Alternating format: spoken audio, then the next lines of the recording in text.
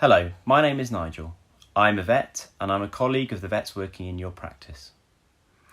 While in these challenging times our practices cannot function as normal, we are still committed to providing the highest level of care to our clients and their pets, and we're here to help. One option available to us to help you and your pets, which your practice team may have discussed with you already, is to conduct a consultation over the phone, also known as a teleconsultation.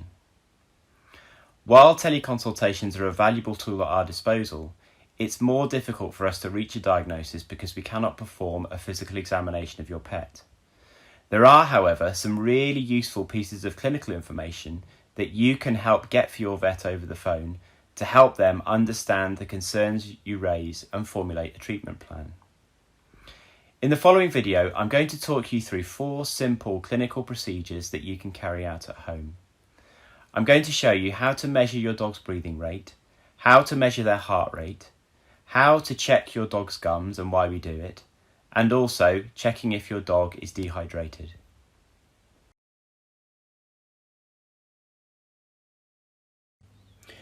When counting your dog's breathing rate, we want them to be as quiet, calm and relaxed as possible. As you can see in the image, Bertie is nice and relaxed in his bed and we are observing him from a distance.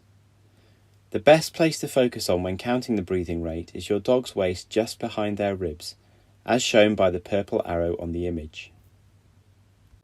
As I zoom in to focus on Bertie's abdomen in the slow motion clip, you will see him breathe in and out,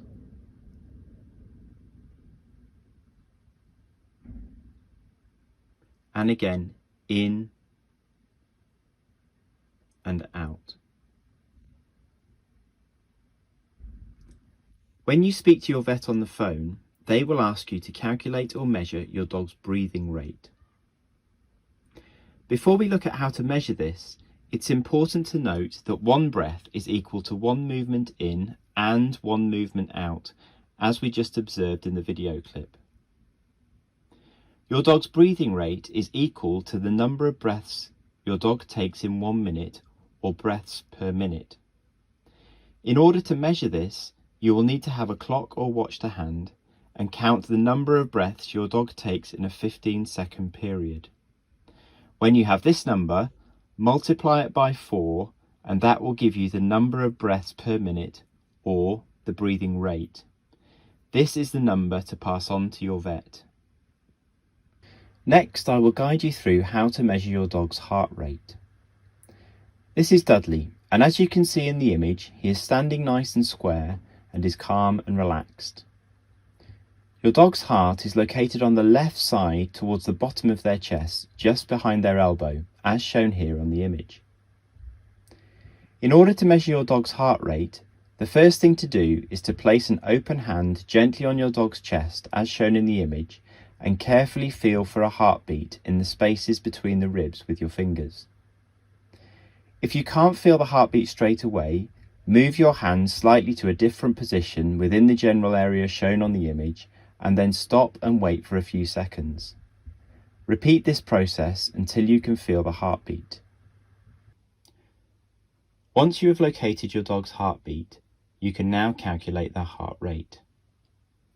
The heart rate is equal to the number of times the heart beats in 1 minute, or heartbeats per minute. In order to calculate the heartbeats per minute, place a watch or clock where you can easily see it, find your dog's heartbeat as previously described, and count the number of beats you feel in 15 seconds. Next, multiply this number by 4 to calculate the heartbeats per minute, and this is equivalent to your dog's heart rate. You can now pass this number on to your vet during the consultation. Some other important pieces of information that you can provide for your vet over the phone relate to the mucous membranes, which refers to the skin on the inside of your dog's mouth. In order to perform the following procedures, your hands will be touching your dog's face and mouth, so if you think there is any risk at all that you might get bitten, you must inform the vet that you're not able to perform the following procedures. As you can see in the video, Bertie is nice and relaxed in his bed.